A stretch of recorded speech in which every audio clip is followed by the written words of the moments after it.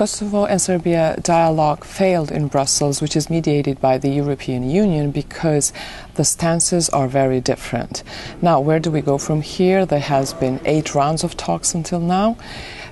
Is this the end of the dialogue process, or is this a new beginning of some kind of another era? I would say the second one. I don't think it's the end. I would presume the pressure will now amount on both cities, Belgrade and Pristina, but Belgrade mostly because it insists on not accepting the new reality, which is Kosovo's independence. Alexander Vučić, who is the vice president of the government in Serbia, insists on a different stance, different views that we heard until now from the other officials in Belgrade.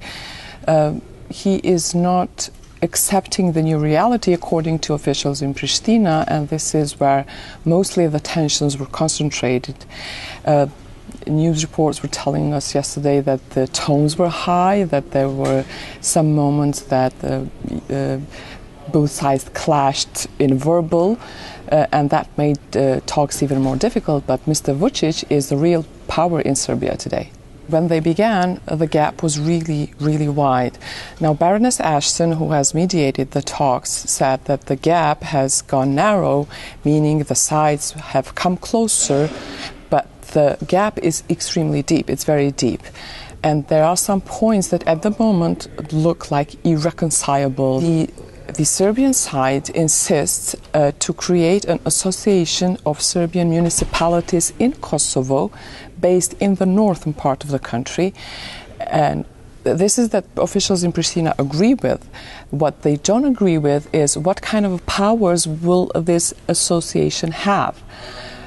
Pristina wants the association to have the same powers as the other municipalities in Kosovo. Belgrade wants that association to have police, judiciary, and spatial planning. The latter means preserving the ethnical structure and controlling the ethnical structure in that part.